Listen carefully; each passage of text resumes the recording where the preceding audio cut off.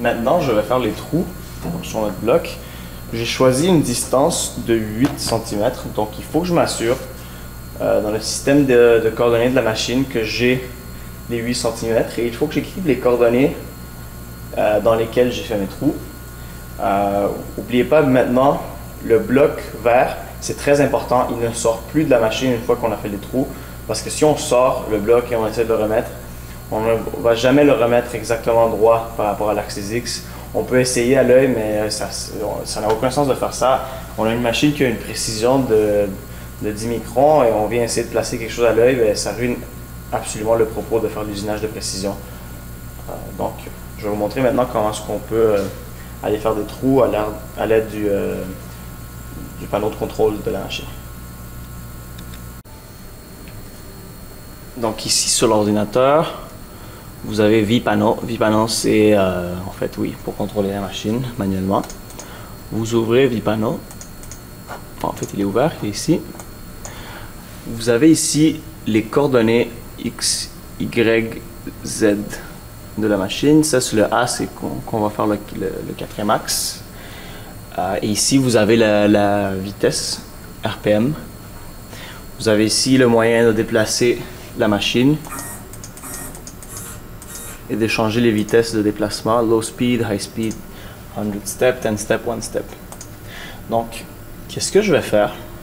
C'est utiliser ces boutons-là pour faire mes trous dans mon bloc pour après mettre les pins. Donc, faites-moi confiance, c'est assez intuitif. Je vais vous montrer maintenant comment je fais les trous plutôt que vous montrer comment je pèse sur les boutons. Donc, je vous ramène au bloc d'usinage. Vous-même. Ici, je peux déplacer mes axes. Donc, qu'est-ce que je vais faire? C'est aller me placer. Encore, je vous le dis, ce n'est pas 100% grave. Exactement, on se place où? Ce qui est important, c'est que les trous sont alignés avec l'axe. En fait, dans ce cas-là, c'est l'axe des X de la machine. Donc, je m'en vais plus lentement. Je regarde environ une distance qui me plaît. Rappelez-vous, j'allais les mettre à 8 cm. C'est un choix personnel. Vous auriez pu le mettre à moins plus. Donc, je m'en vais ici environ. Et là, il y a le bouton que je vous ai montré plus tôt pour allumer la pointe pour qu'elle tourne. Donc, encore, ça, c'est un matériel très mou. Quand vous faites ça avec un matériel plus dur, il faut s'assurer que vous avez la bonne vitesse, que vous descendez assez lentement. L'idéal, c'est de faire ça avec une pointe ronde parce qu'elle permet de libérer le matériel. Là, j'ai une pointe carrée que je n'ai pas changée.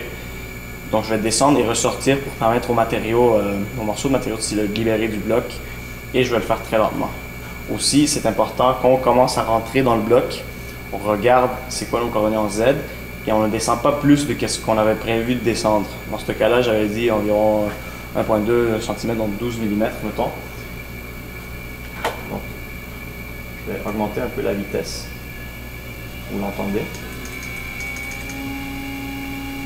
Et maintenant, lentement, en Z, je vais descendre. Par contre, avant de faire ça, je vais m'assurer de me placer bien dans mes coordonnées.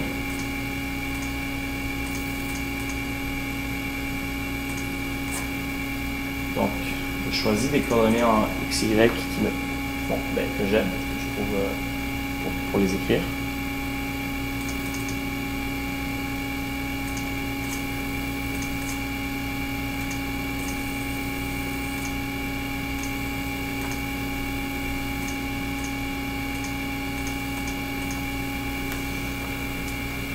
Donc, qu'est-ce que je fais? C'est que j'écris mes coordonnées XY.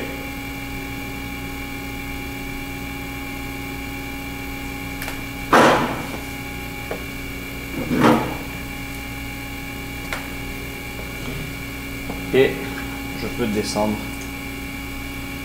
En fait, je ne suis pas 100% centré sur X, donc je vais changer, pardonnez-moi, sur Y, donc je vais changer mes coordonnées en Y pour ne pas gaspiller du matériel.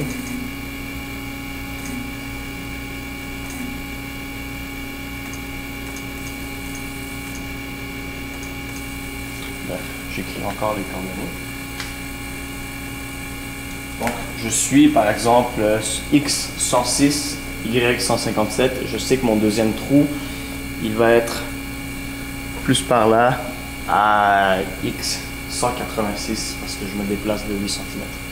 Donc maintenant, je commence à descendre lentement dans le matériel.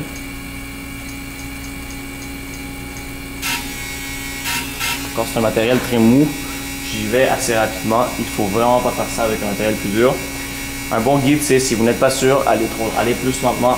C'est moins grave que trop rapidement. Donc, je rentre un peu. J'enlève la pointe parce que j'ai besoin de me libérer. Donc là, je l'ai fait.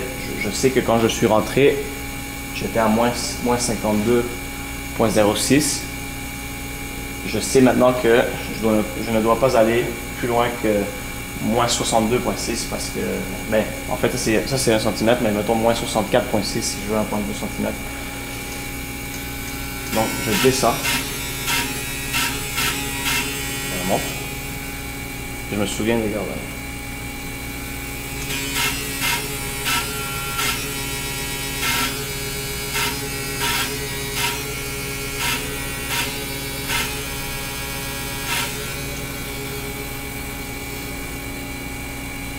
Donc, je perce le trou. Maintenant, je m'en vais à plus haute vitesse jusqu'à la coordonnée en X que j'ai choisie, qui sera 80 plus en X que qu'est-ce que j'ai en ce moment pour avoir exactement une distance de 8 cm.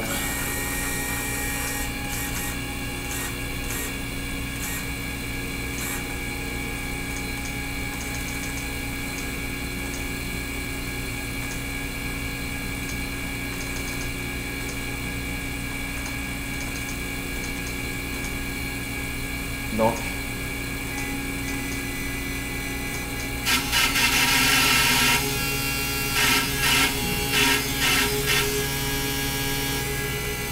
je sors pour libérer le matériel. Dans ce cas-là, c'est un matériel tellement mou que tout se passe très très bien, sans difficulté.